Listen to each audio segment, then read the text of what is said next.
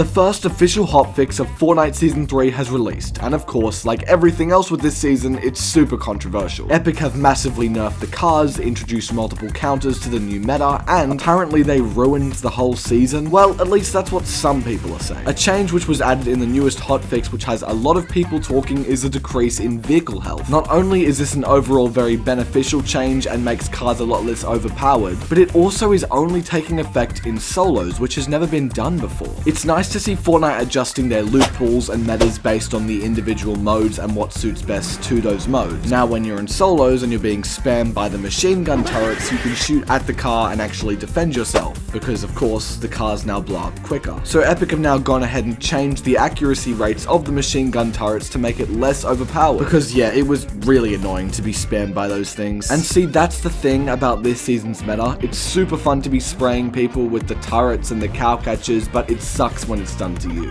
What you need to do if you're feeling like this is you need to adapt to the new meta. I know the word adapt in the Fortnite community has such a stigma around it now, but look at creators like Nick A30. Now you may not like him, but you have to admit he always looks like he's having fun in one way or another. Whether he's testing out a new item, or he's finding ways that it's broken, or he even leads himself into doing the roleplay things, he's having fun. But then again, he is a more light-hearted content creator. Now I want to make it clear that this video is not directed at competitive players or competitive content creators who actually rely on their performance in Fortnite for their income. I understand that if you had to play a game to sustain your income that you weren't just enjoying, that would suck. And that's why this is in no way directed at those people. If you're a content creator that doesn't focus on the more competitive play, I do still think Fortnite is offering us a lot of different ways to experiment with our content. I mean, I myself have recently moved more towards the commentary sides of content, and if you're enjoying this type of content, drop a like on the video and hit the subscribe button.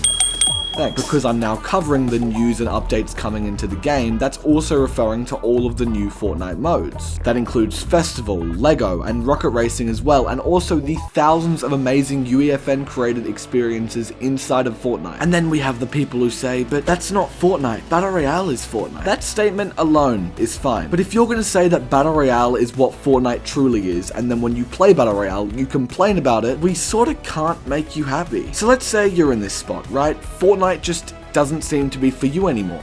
That's okay.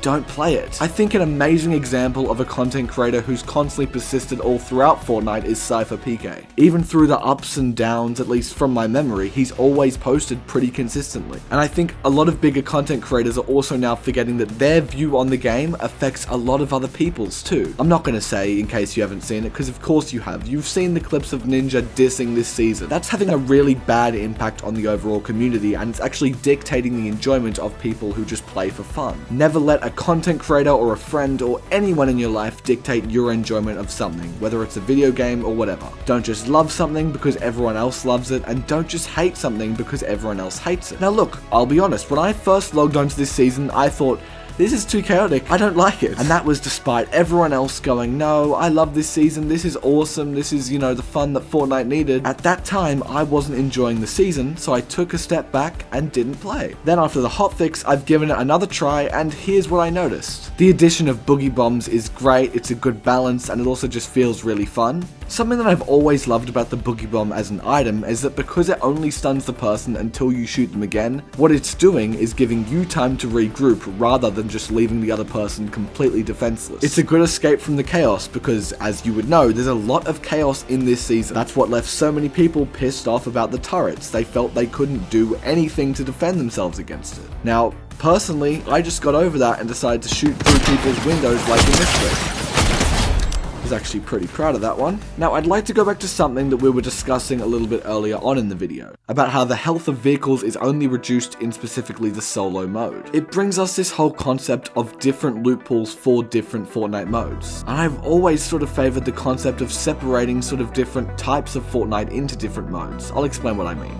In this image here, you can see in the ready up screen, you've got to choose from the ranked mode, the build mode, fill, and what loot pool you're playing with. The three options for the loot pools is the base one of the season wrecked, which has all the cars, the mods, and nitro. The classic loot pool is either just the base chapter 5 guns or the base OG guns, depending on whatever. And the mixed loot pool is a more adjusted version, which has the reduced stats and the things to counter the chaotic additions. Now obviously this concept isn't completely perfected, but I think it would be interesting to divide up the different sort of communities within Fortnite, while still all allowing them to play the Battle Royale mode that they know and love. For example, people think the Nitro Fish should not be in competitive because they're just really overpowered. We saw this last seasons where the Hades chains were vaulted from purely just a competitive mode, but were kept in a separate loot pool for the main Battle Royale mode. Separating the loot pools I think is absolutely necessary, and having a loot pool with no car attachments and Nitro I think would be really unique. I would never touch it, but maybe Ninja would stop crying. I mean, surely he already does. The boss cars were nerfed inside of the main game. They don't heal over time anymore, which a lot of people are saying is making these cars a lot less powerful, and also that they feel a lot less like mythic. So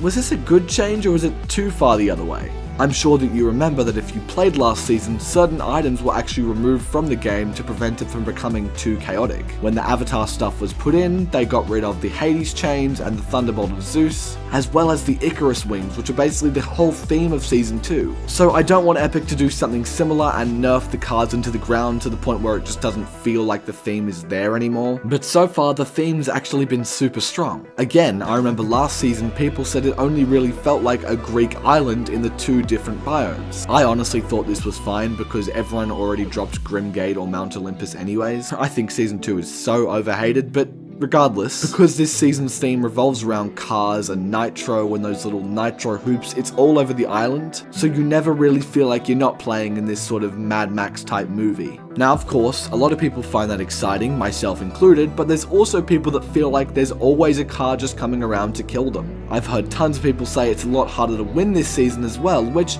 to be fair, I'd say it is. Maybe I'm just bad, but from playing this update, it's still difficult, and cars are still very powerful, but I am not dying nearly as fast as I was. I'd honestly say that's because cars aren't as overpowered. It's not like if you don't have one in the first 10 seconds of the game, you're just gonna get run over by someone who does. And because I can now find in the early game these counters to the cars, and that meant I wasn't dying immediately, I was more inclined and motivated to understand why I died in those rounds, rather than just thinking, oh, it's just because this season's rubbish, it's too chaotic, I'm rage quitting, and then I get off and don't give it a go.